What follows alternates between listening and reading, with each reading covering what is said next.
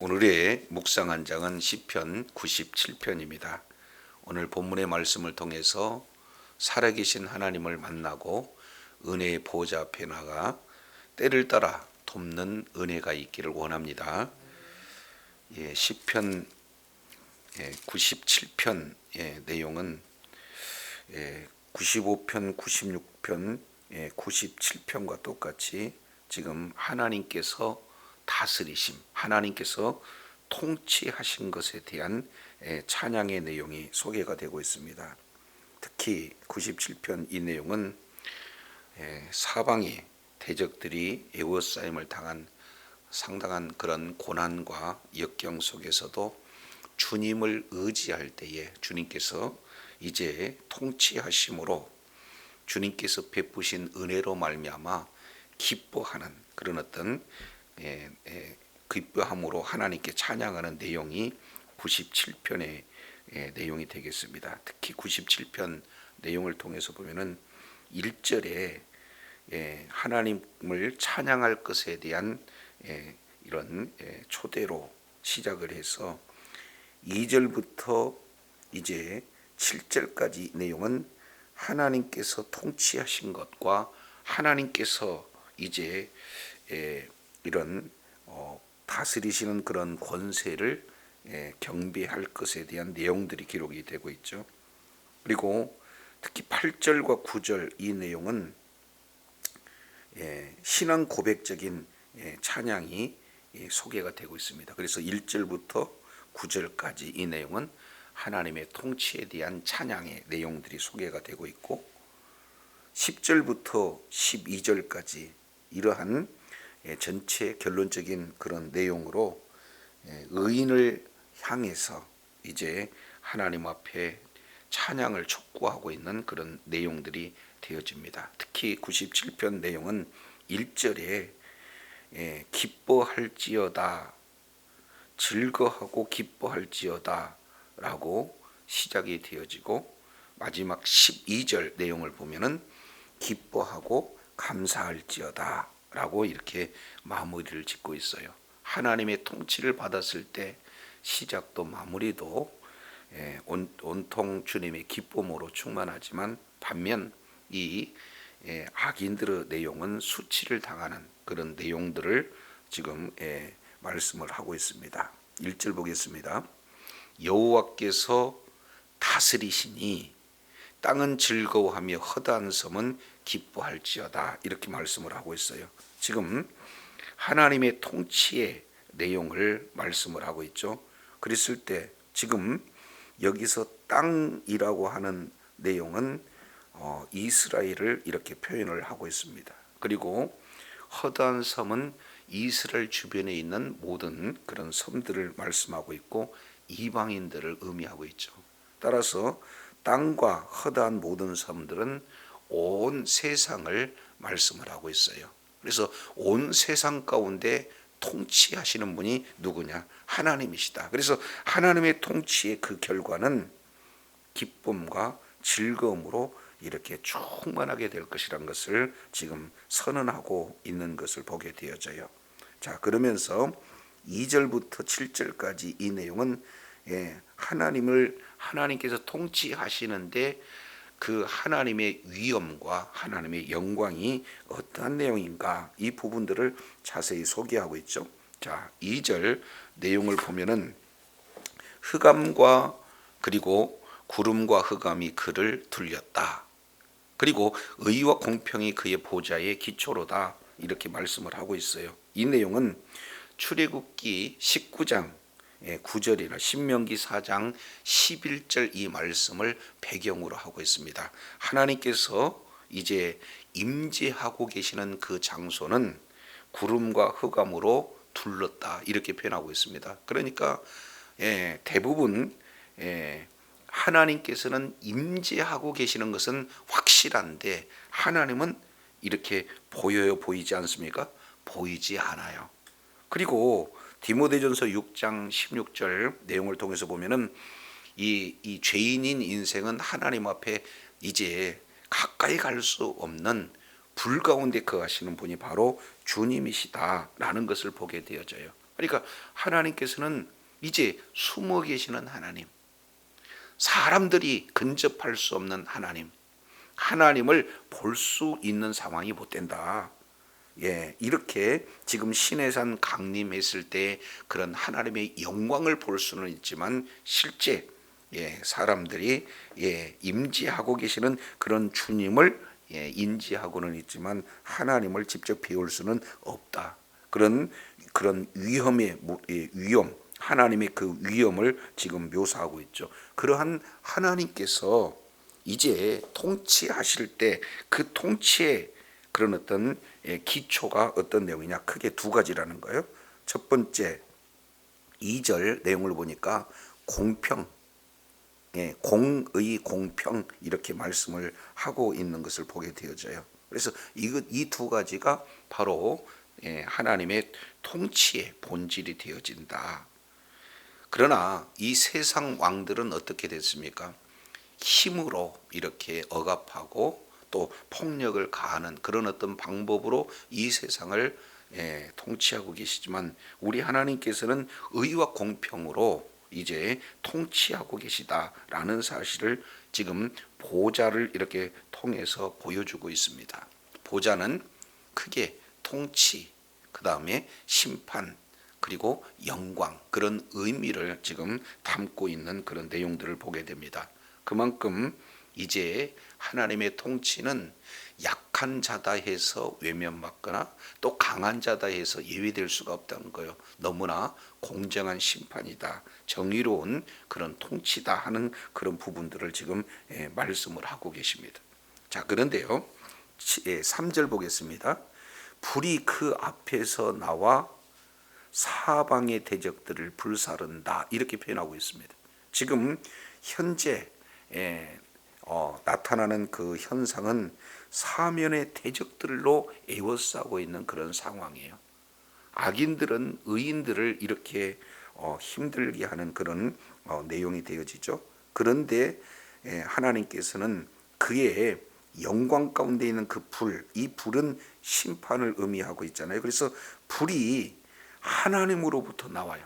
그리고 이제 모든 것들을 불사르는 그런 내용이에요. 대표적인 내용이 소돔과 고모라의 그런 어떤 불심판을 우리가 살펴볼 수 있게 되어지죠. 그러니까 하나님께서는 공의로, 정의로 모든 세상을 통치하고 계시지만 악인은 반드시 우리 하나님께서 심판하시되 불심판과 같은 그런 내용들을 말씀을 하고 있는 것을 봅니다. 자, 이어서 4절 내용을 보면 그의 번개가 세계를 비추니 땅이 보고 떠는도다, 지금 이렇게 말씀을 하고 계시죠. 그러면 2절 구름과 흑암, 그리고 3절 불, 4절 지금 번개, 이 내용은 하나님의 임재의 대표적인 그런 모습을 말씀을 하고 있어요. 그만큼 하나님께서는요 위엄이 있고, 그리고 하나님의 그 권세가 이제 어떠한 내용인가를 이런 묘사를 하고 있습니다. 그래서 이제는 하나님을 대적하는 그런 모든 세력들, 그런 자들을 하나님께서는 불로 번개로 이렇게 심판하고 계시다라는 사실을 말씀하고 있어요. 그래서 모든 그런 하나님의 권세 앞에, 심판 앞에 지금 떨고 있는, 공포 가운데 있는 그런 어떤 모습들을 보여주죠. 대표적인 게 5절입니다. 5절 산들이 여호와의 앞, 곧 온 땅의 주 앞에서 밀랍같이 녹았다, 이렇게 표현하고 있습니다. 이것은 좀 설명을 하기 위한 하나의 상징적인 표현을 말하고 있죠. 산들이 녹았다. 어떻게 산들이 녹아요? 밀랍같이 녹았다. 마치 양초가 녹듯이 그냥 녹은 그런 내용입니다. 그래서 여기서 사는 어떤 걸 얘기합니까? 이제 강한, 그리고 견고한 그런 어떤 나라들, 이 부분들, 하나님을 대적하는, 하나님의 백성을 대적하는 그런 어떤 강한 세력이, 산과 같은 세력이, 견고한 산과 같은 세력이 있다 할지라도 그 산들은 녹아진다, 하나님의 심판에 의해서, 이런 내용들을 말씀을 하고 있는 것을 보게 되어져요. 특히 이제 출애굽을 할 때, 애굽은 이스라엘 백성들을 이제 억압하고 노예로 이렇게 힘들게 하는 그런 어떤 상황인데, 하나님께서는 열 재앙을 통해서 완전히 멸하시는 그런 어떤 모습들을 보게 되어져요. 자, 그래서 바벨론이 이스라엘 백성들을 억압하고, 그리고 애굽이 이스라엘 백성들을 억압했을 때, 이런 바벨론과 같은, 애굽과 같은 큰 견고한 그런 세력들이 되어진다 할지라도, 이제는 그 하나님의 그런 어떤 심판 앞에 이제 모두들 다 견딜 수 없는 그런 내용을 지금 산들로 이렇게 묘사하고 있는 것을 보게 되어져요. 그래서 6절 이렇게 표현하죠. 하늘이 그의 의를 선포하니 모든 백성이 그의 영광을 보도다, 이렇게 표현하고 있습니다. 하나님께서 이제 이런 대적들을 다 심판하심으로 말미암아 의가 선포가 되어지고, 그리고 그의 모든 백성들은 하나님께서 심판하신 결과 하나님의 그 영광을 이렇게 친히 이렇게 경험하는 이런 내용들을 지금 말씀을 하고 있는 것을 보게 되어져요. 자, 그런데 7절, 조각한 신상들을 섬기고 그리고 허무한 것으로 자랑하는 자는 다 수치를 당한다. 한마디로 악인들은 최후의 심판, 수치를 당할 수밖에 없는 그런 어떤 내용을 말씀을 하고 있습니다. 자, 그런데 8절 내용을 통해서 보면은 여호와여 시온이 주의 심판을 듣고 기뻐하며 유다의 딸들이 즐거워하였나이다, 이렇게 표현하고 있죠. 그러면 여기서 시온이나 유다의 딸들은 어떤 내용입니까? 시온, 유다 그러면은 바로 하나님이 임재하고 계시는 바로 성소가 있는 그런 어떤 곳을 이렇게 표현하니까, 하나님 앞에 예비하는 그런 어떤 자들, 하나님께 경배하는 그런 어떤 자들을 의인으로 보고, 그리고 7절은 조각신상에 섬기고 허무한 것으로 이렇게 자랑하는 그런 자들은 악인으로 지금 병행해서 지금 설명을 하고 있습니다. 그러니까 결국 7절 내용을 통해서 보면은 악인들은 최종적인 수치를 당해요. 그러나 8절 의인들은 그러한 악인들의 심판에 따라 기뻐하고 즐거워하는 그런 어떤 모습들로 이렇게 대조하고 있습니다. 결국 두 부류의 인생을 말씀하고 있죠. 의인과 악인으로 이렇게 수치와 기쁨의 최종적인 심판의 결과를 말씀하고 있습니다.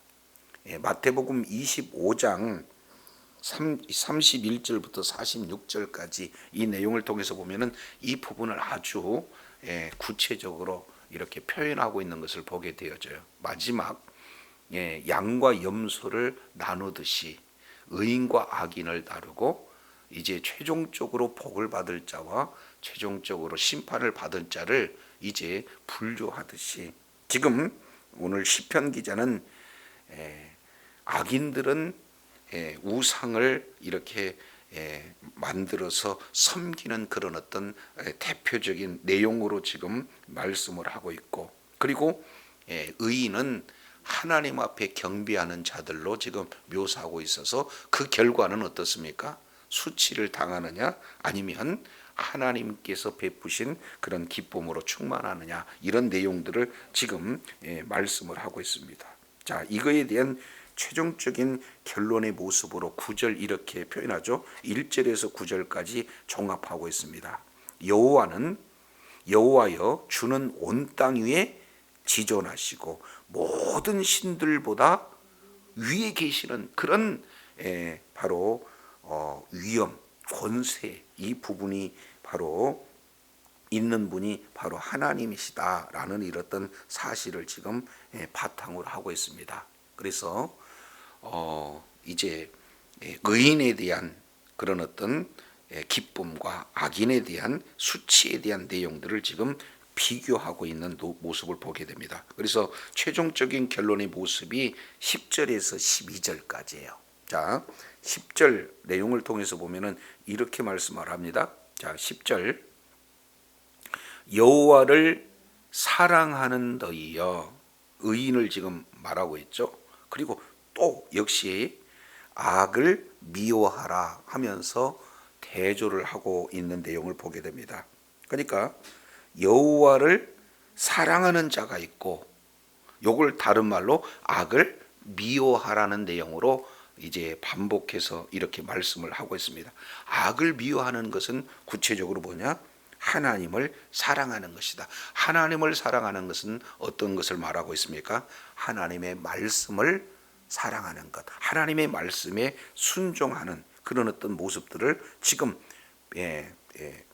대꾸 구조로 이렇게 말씀을 하고 있어요. 그렇게 되었을 때 10절 하반절에 그가 그의 성도의 영혼을 보전한다. 그리고 악인의 손에서 건져주신다. 지금 이렇게 말씀을 하고 있는 것을 보게 됩니다.